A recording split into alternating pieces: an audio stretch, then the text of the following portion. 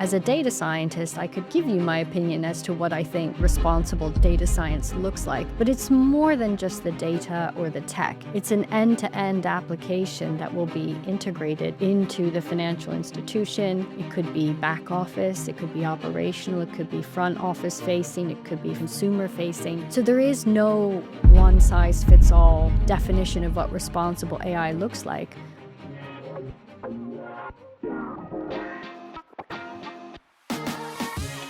Welcome back to Data and AI Mastery. Today, we're doing something a little different. As you know, I'm passionate about speaking with leaders who are shaping the future of data and AI and learning how they're navigating the harder questions that come with it. Today, we're going inside the Financial Conduct Authority, the FCA, to sit down with Jessica Rusu, Chief Data, Information and Intelligence Officer, one of the most influential figures shaping how AI is governed in financial services. There's a version of the AI story that gets told at conferences. Responsible adoption, governance frameworks, ethics by design. It sounds right, it looks polished, and some is generally true. But today I wanted to get underneath that, to speak with someone who doesn't just hear what firms say about the AI programs. She sees what they're actually doing in practice. The Financial Conduct Authority regulates the conduct of over 50,000 firms across UK financial services, from global banks to early-stage fintechs. Its mandate is to protect consumers, keep markets clean, and ensure the UK remains a competitive place to do business. In practice, that means the FCA sits at one of the most consequential intersections in the economy right now, the point where the pace of AI innovation meets the need for accountability. The FCA's position on AI is deliberate, no new AI-specific rules, but a clear expectation that firms embed responsibility into their existing governance. A principles-based approach in a technology environment that changes every few months. Hey Jessica, how are you? I'm great. How are you? Amazing. It's so good to see you today. I'm very excited to have you on the podcast. Jessica, to kick us off, Yes. you had a fascinating career. Yes. You know, you worked at Ford, at GE Capital, eBay. Now you're the Chief Data Information Intelligence Officer at the FCA. You know, we all have a book with multiple chapters, so I'd love to hear from you, a bit about your story and is there any common thread throughout your career? Yeah, thank you. So I've had a really interesting and diverse career spanning, I guess, both sides of the pond and international as well. I started in the US, as you mentioned, at Ford Motor Company. I started in technology. I moved around through engineering and managing vehicle delivery programs. And then I got really excited about tech. From there, I pivoted into what used to be called analytics. Then it evolved into data science. And that was how I really got my passion for data and tech. And I think that background, just moving around and then becoming an expat, having the opportunity to work in California, e-commerce, big tech, fintech, this gives you a real diversity of experience and I suppose has influenced who I've become today. I love it. I love how you have such a technical background, also super diverse, working for companies in different places, in different industries. So how has that, equipped you for the role that you are in today, as Chief Data Information and Intelligence Officer at the FCA? I think, firstly, as an executive, your primary job is strategy. So especially now, as we think about the role that technology is playing in transforming not just financial services, but every industry, so much of that and how you react to it, you have to think both internally, how is my organization positioned to best leverage tech or best leverage data? And then how does this shape our reason? And when I say our, I mean our company's reason for existence in this economy. And that is the job of every leader. And the experiences that I have had, whether it's from marketing, product, consumer-facing, finance, what drives growth, what drives volumes, what drives velocity, thinking about all of these questions through a tech and data lens is really exciting, and particularly now, it's just kind of table stakes for how you go at pace, um, especially during AI, and as we see everything moving just so quickly. Yeah, that's really interesting. And I guess how did the role come about in 2021, and what was the mandate? So it's really interesting because one of the things that I found as my career was progressing at eBay and PayPal, and I spent a lot of time in California and in the Bay Area, uh, a new role was taking shape at that point in time, the chief data officer. And so my career had progressed naturally through different data science and advanced analytics roles. I was intrigued by the opportunity to be a chief data officer. So I went and became a chief data officer at a fintech because that was really intriguing. It was the opportunity to use AI in consumer lending, actually. And that was right at the cutting edge of data science at that point in time. I think where a lot of roles potentially fail, or where there can be challenges, especially if your mission is to digitally transform whatever organization you're responsible for, you always hit up against some silos. So there might be a part of the organization that is maybe the CIO, or the chief tech officer, or you might have a CISO or a chief data officer. And all of those things need to come together strategically in order to transform an organization. So I give a lot of credit to Nikhil Rathi, my boss, the CEO of the FCA. He created this idea that for the FCA to be the most digitally forward regulator in the world, pro-innovation, pro-tech, we needed this role. And that is why it led to this situation where I have the Chief Data Information and Intelligence Officer, because of that vision of bringing everything together to transform the FCA. Yeah, I really love this vision. Instead of isolating the different functions, you bring it together to kind of like supercharge the transformation, the one leadership. That's super cool. I also find it fascinating that you worked in a fintech before, because you now see kind of like the two sides of the coins. Has that kind of like shaped the way you think and support organizations in the finance world? I think there are tremendous innovations and real cutting edge stuff happening in the fintech industry. And that's why it's so exciting that part of my job is to lead the innovation services as well. So most of my day job with my CIO hat on is maybe internal digital transformation, right? But externally, you have the whole market, leveraging technology and coming up with new ways to offer financial services. So having had the opportunity to work in a fintech gives me that unique perspective into what are the challenges if you're a fintech. How do you grow your business? How do you become a unicorn, for example? How do you scale? And just solving the customer pain points, what you do with data, what you do with tech.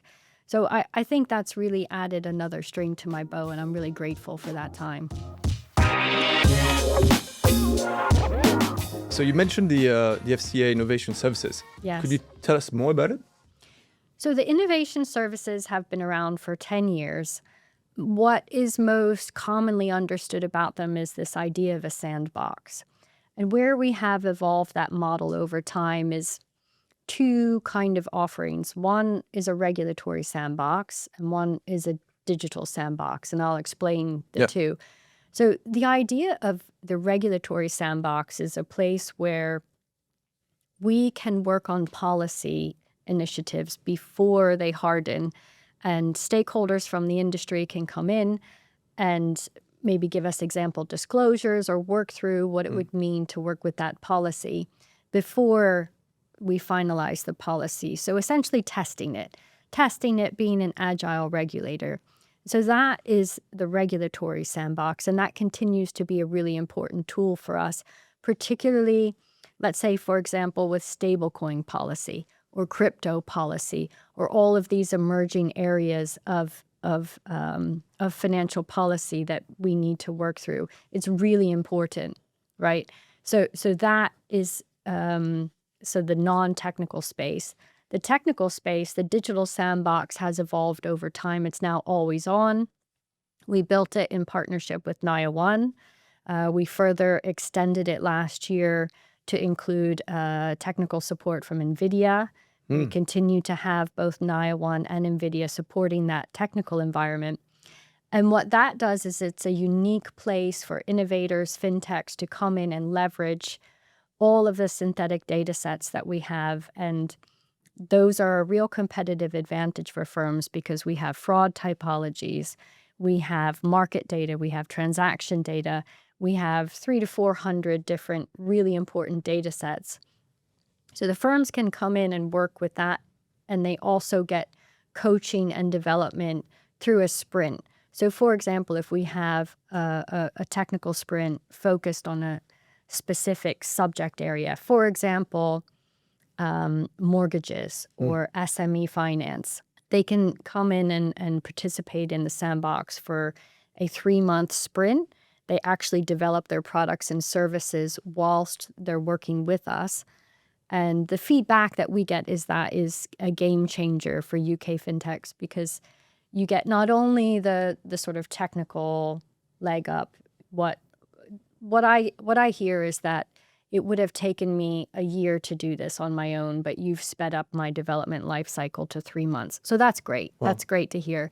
They also get to work with a regulator and have that kind of oversight happen. They'll learn about us, we learn about them, and that might help them whether they need to go on their VC journey, maybe they decide to get authorized. So all of those kind of fringe benefits come with the sandbox as well. Wow, it sounds like real cutting edge stuff, right? And it's so cool to see the impact into reducing the timeline to get your products out there and test it out and so on. I guess it'd be great to understand, what are the key ingredients to make this initiative, the sandbox, kind of like happen. Because I'm thinking, in principle, that could be useful to other organizations, not in fintech. Like to offer this sort of innovation sandbox available for other startups in the ecosystem. That sounds super cool. So I'm wondering, if you look back, were there like key ingredients that made the initiative like really successful? So I think collaboration is the point that's really important. We often hear chief execs of large firms talking about shared problems. For example, it could be that criminals are able to use 2D images to create fake accounts.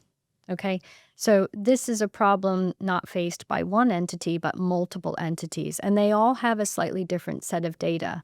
They might be able to share that data with each other, but sometimes these bilateral sharing agreements can be hard to broker and sort of, to arrange that situation. So when there's a center of gravity, like having a sandbox, you have that opportunity to say, yes, I'd really like to participate in that. And I'll be willing to share my data sets with you, perhaps anonymize, or we might turn it into a synthetic data set. So I think that the collaboration is key. I think information sharing is key. The synthetic data assets have been a real game changer for not just us, but for all of the firms that participate and utilize that information. And I think just on the policy side, it continues to be an interesting way to make legislative change at pace. So, for example, switching on and off rules or testing different policies live. Yeah, super cool. Great to hear the ingredients that may be applicable to other industries, to be honest, and so nice to see the FCA acting as a real ecosystem builder and facilitating collaborations. I hope you're enjoying today's conversation. If you're finding the insights useful, please do take a moment to subscribe to the Data and AI Mastery podcast and leave us a review on Apple Podcasts, Spotify, or YouTube. Every new follow helps us reach more people and shed the incredible work being done by today's data and AI leader. All right, let's go back to the episode. I'd love to take your take now on, we've got this sandbox environment, super cool to test, new initiatives and so on. So I guess the bigger picture is scaling AI responsibly. A lot of fintechs out there now, thinking about I want to use AI to maybe reimagine the customer experience and operations and so on. But obviously you want to do that in a responsible way. So I feel like scaling AI responsibly is being thrown around a lot at the moment in the industry. I'd love to get your take, how do you think about it? And maybe the counter would be, what does it mean to do it badly? I think that's a great question. What does it mean to do it badly? So as a practitioner, I would say maybe as a technologist, as a data scientist, I and many others might have an opinion about what is the best way to approach a product delivery. And there's lots of frameworks out there about how to do it effectively. And I can talk a little bit about how we're doing it internally in a minute. Externally, what we see is that firm needs when it comes to AI delivery come in different shapes and sizes. So we have tried to be as flexible as possible to meet whatever those needs are. So it's not all fintechs. I described already the AI lab services that we have. So we've built on top of our digital sandbox this AI lab that gives AI spotlight opportunities for firms to showcase types of AI tech that are working well and what they're solving for. We have specific sprints focused on different types of AI, for example, agentic use cases or chatbots or vulnerable customers. So we have developed all of these offerings where firms can come and essentially use our tech or use our services. But not all firms necessarily need to engage with the FCA, and they don't necessarily have to come into the sandbox. But what we decided to offer was this concept called AI live testing. What that means is our teams are going along as an innovator and from a supervisory standpoint to work side by side with firms as they are doing live product testing in the market. So these could be large banks that maybe they want to deploy a chatbot. Maybe they want to give consumer advice. Maybe they want to use some tool internally or externally. And they don't need to come in the sandbox, but they do want to showcase how they are thinking about AI governance. And so the typical questions that you might expect, how have you selected data for this model? Why did you choose the model that you chose? What sort of testing have you done to make sure that, as consumers are going to interact with this, what guardrails have you put around that service or that product? So we sort of ask all of the questions that you would expect to see. But again, from a guidance and a best practice sharing standpoint, not as here's a tick box approach to deploying AI, because we know that every application is unique, and we know that technology is moving so quickly that what might have been a good model 6 weeks ago might not be a good model 6 weeks from now. So it's really about how robust has the firm considered this product delivery, what guardrails do they have around it, and how able are they to respond to that. So that's the AI live testing initiative. And we have just announced the second cohort of firms that will be kind of going through that experience. Yeah, amazing.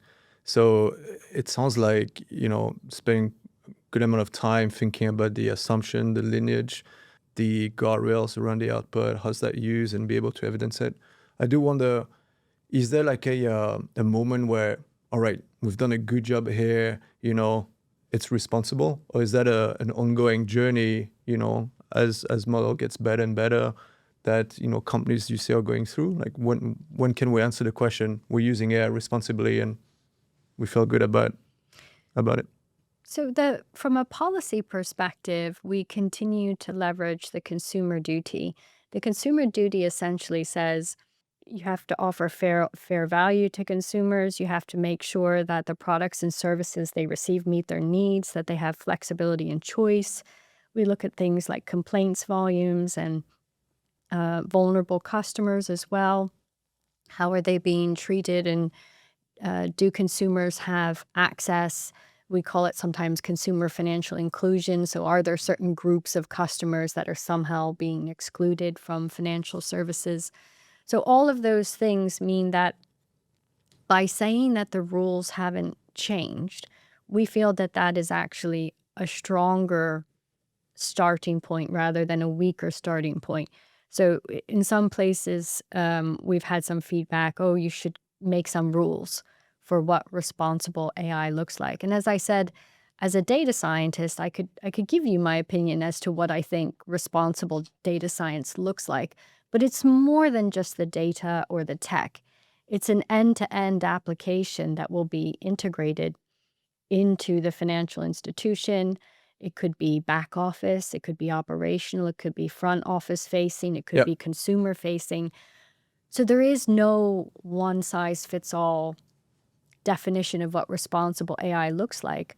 But if you think about some extreme examples, they're already covered by legislation and policy. So let's say, for example, a firm decides that they just want to cut out an entire department and replace it with some agentic workforce. They could do that. But have they thought through the operational resiliency, responsibilities? What would happen under the senior manager's regime? Who's accountable if all of that agentic workforce were not able to show up for work one day because there was an outage or a systems issue? So as they think about deploying technology wherever they deploy it, the same rules of the game apply, meaning there's no get out of jail free card just because you use AI. You cannot say, oh, it was a black box and it was too complicated. If it's your firm, you have to understand how it works and you have to understand the impact on customers all of the time. And so we actually feel that that's a more responsible AI place to be versus having some sort of, okay, if you do these 10 things, then you've ticked the box. Got it. That's fascinating because it sounds like, there's definitely a balance in offering the flexibility so that firms can like think through how they want to implement internally, but also take an outcomes focused approach. So I really like that. But also what I'm hearing from you, Jessica, is there seems to be a clearly focus on what's the first order or second order of the decisions that you make. For example, replacing with an agentic workforce, what's the consequence of that for operational resilience? Thinking to that level, I think is super interesting. Yeah. Which I guess leads me to the next question, right? From your experience, what are you seeing maybe firms underestimating when it comes to, adoption of new technology? And obviously AI is like a big one. So I think some firms, not all of them, so some firms are understanding that AI is an incredible opportunity for them to reshape their corporate strategy. And they are starting from the top down and thinking about that very strategically. For example, some firms are actually saying our competitive advantage is that we're going to have humans answering the phone instead of all of my competitors shifting to having a agentic workforce or an AI operation interacting with consumers. So those firms that are thinking strategically, I think that's good. As a technologist, anyone who says, okay, I've got a tech solution that's shopping for a problem, we see that a lot in tech. So we see a lot of, oh, here's a really great software, or here's a really great tool, or here's a really great product. And then you try to shoehorn it into the organization without really thinking end to end, how do I want to transform this? Sometimes we call it consumer-centered design. Internally for us, we're thinking very much through an AI product delivery lens. So we've stood up an AI factory or an AI product delivery team within our product officer function. And we want that to be very much not focused on delivering faster horses. So you can take a process and you can just automate it and make it faster, or you can reimagine the whole process. So we're thinking about that for our authorizations processes, our supervision, for our enforcement and intelligence operations.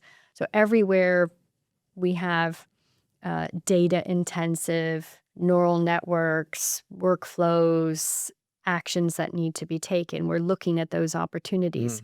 But we're trying to avoid falling in the trap of, oh, just faster horses or just automate that, because we Yeah. can automate things, but we can also reimagine them. Yeah. No, I really love that. It sounds like, on one end, you can use AI as a tool for incremental improvements. On the other end, back to corporate strategy, rethink your value proposition and double down on what you think makes you special as an organization, and I guess reimagine the way things are done. So that's super cool. Now, if I take you to the fintech world, right? Um, there's a lot of surveys around adoption of AI, both at the firm level, the consumer level. I'd love to hear from you. What do you think is accelerating AI adoption, and maybe in some places, what's maybe hindering it within the fintech landscape? So I think the opportunity to automate aspects of your workforce is an area of extreme interest for fintech founders in particular, because as they try to scale, you often hear the founder will say, not only am I the CEO, but I'm also the CIO and the CPO and the CTO and the CMO, And so they have all of these hats that they wear. And so we have seen agentic workforces coming into the supercharged sandbox, like Anytech, for example. We've also seen Kestrel and then MySerene, and different examples of firms looking at how can I make the speed of either identification of risks or the handling of complex tasks more reliable and more resilient. So we see that happening at pace for fintech, and it might not be that visible to consumers because they just see that they see the Mm, innovation on the end. They don't necessarily see the means to the end. that's great. And say I'm a CEO of like a mid-market type of organization. Any advice you'd give that CEO when they think about adopting AI and making things happen? Because, I hear a lot of leaders, they're all excited about AI, but they're kind of like struggling to see meaningful improvement or meaningful ROI. So is there like one Yeah. one advice you'd give them?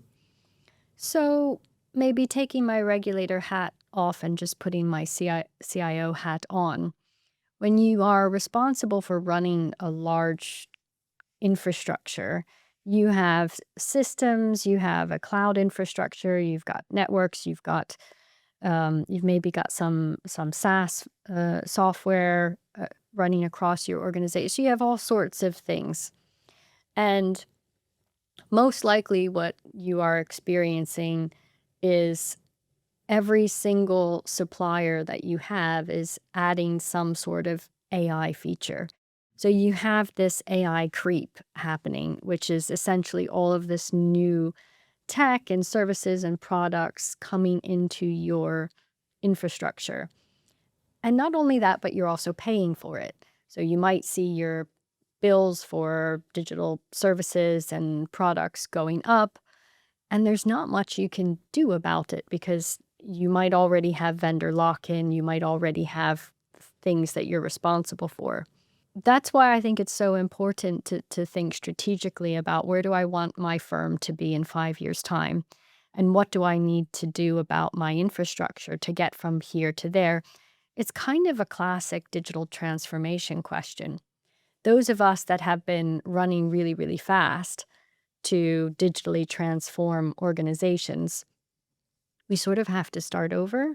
So I'm sorry, kind of bad news for all CIOs out there. So I've been in my post for 5 years. I'm coming up to my 5-year anniversary. It would be great to stand on top of a mountain and shout, this is wonderful. We have digitally transformed the FCA in 5 years. We now have, insights at our fingertips. We're cloud native. We've got this, um, agile architecture. We've got, hooray, we've succeeded.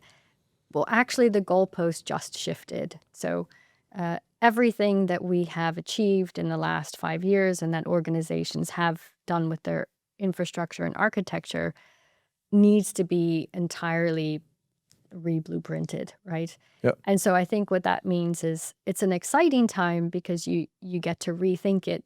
But for firms that are saying, well, I'm not seeing any ROI yet, well, there is ROI. You've got basic things like Copilot. You've got, probably your staff is already using automatic meeting transcription, or maybe are able to search and find documents and utilize them faster. So I think those things are happening. But we saw this, didn't we, during the pandemic, when we all stayed at home one more hour in the morning and then one more hour in the evening. And we thought we would have so much more time, but actually it just filled up with more stuff. Yeah. So I think we're all seeing that, because now I'm transcribing my meeting minutes faster. You're transcribing your meeting minutes faster. And then we both just move on to the next thing, right? So I do think that all of the organizations that have started to use AI are probably seeing some efficiency and productivity benefits, but the real benefits will come from the major digital transformations, the completely new products and services. Yeah, that's such an interesting takeaway, right? There's plenty of ROI, but because it's moving so fast, we just accept it on that journey. But to get, the truly transformative ROI, then, it goes back to corporate strategy and digital transformation. So I love what you said. Hey, maybe more of a personal question. Yeah.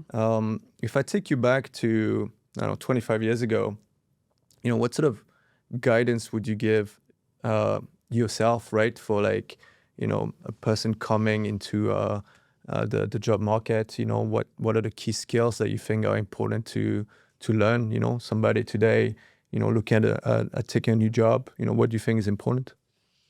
Yeah, this is tricky, isn't it? Because, I actually have 2 teenagers, so I will be helping them, Yeah. hopefully navigate that part of their life as well. And I think it's a tricky time, but the best advice that I can give anyone is to think about both your vertical skill set as well as your horizontal skill set. Sometimes it's called your T skills. Can you tell us more about it? Yeah, so if you think about what is your domain specialism. So for mine, it was analytics, data science, technology, right? So those are your kind of vertical skills. But if I think about the different moves that I made throughout my career, switching sectors, industries, and also some of the board opportunities, you add this kind of horizontal set of skills. That could be risk, finance, audit, it could be HR, it could be strategy, it could be marketing. So you sort of think about what are those broadening skills, and every time that I move, maybe from the automotive industry or into e-commerce or into banking or finance or fintech or government, every time you move, you add another kind of string to your bow. And so I would tell anyone who's preparing for the future, no one can predict the future, but the best thing that you can do is, have your vertical domain expertise, but then always think about what can you do to expand your profile, to give yourself more flexibility. Maybe it's taking an international assignment or making a move that might seem a little unconventional, switch industries, switch firms. And that switching will just give you a lot more depth and breadth as a person, and then make you hopefully ready for whatever it is to come. I love this framework that you just shared, this idea of, investing vertically. So I guess adding depth and what makes you special, maybe on a technical level, but also this idea of horizontal, adding breadth and experience that will also make you unique as an individual. And the combination of that is greater than the sum, right? So I think that's pretty special. Great. Well, can I take you to a quick fire round of questions? Just a couple of personal questions. Okay. Amazing. What was your favorite subject at school? English literature. Amazing. And what is your favorite programming language? My favorite programming language now is vibe coding. Amazing. So we've got English as a natural language, and then vibe coding, also English, I guess, as a programming language. Yeah. It's come full circle. It's come full circle. And final question from me, what's your favorite music genre? Oh, This might date me a little bit. So maybe 90s alternative rock. Any band in particular? No, I like it. I like them all. All of them. Yeah. Beautiful. Well, Jessica, it's been a real pleasure to have you on the podcast today. Thank you. I've really enjoyed this conversation with Jessica today. What a charismatic woman and full of passion. There's so many takeaways out of our conversation. The first one is, AI doesn't represent just an opportunity for operational improvements. Actually, if you're an executive, it presents an opportunity to really think hard about your corporate strategy and what does AI mean for your value proposition. In other words, how can AI help reimagine the way you do business, help you reimagine the value you deliver to your customer experience, and how are you going to compete? Second really fascinating takeaway is the importance of collaboration externally. How is the FCA collaborating with the ecosystem, helping different organizations share knowledge and information amongst themselves, but also internally. If you want to make a success out of AI, which is a transformation, you really need to bring every business functions together. You don't want to have silos, everybody collaborating together to make a success out of it. And finally, we'll also talk about the future and what sort of skills are going to be important for the future of the workforce, especially if you're a young grad entering the job market. We talk about this cool framework of vertical versus horizontal skills. You want to specialize vertically and pick a domain where you can add expertise and value, whether it's data science, analytic, or finance. But you want to complement that with horizontal experience, maybe learning from different culture, different organization in different industries.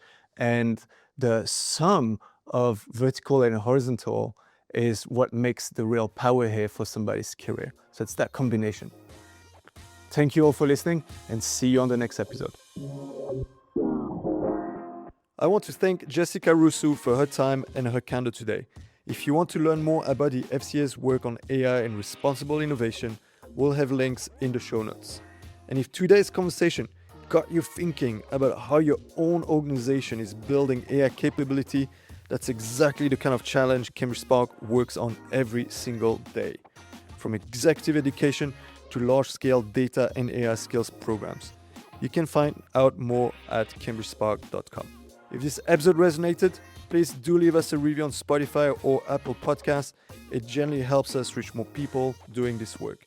And find me on LinkedIn if you'd like to continue the conversation. Until next time, stay ahead, stay inspired, and stay masterful.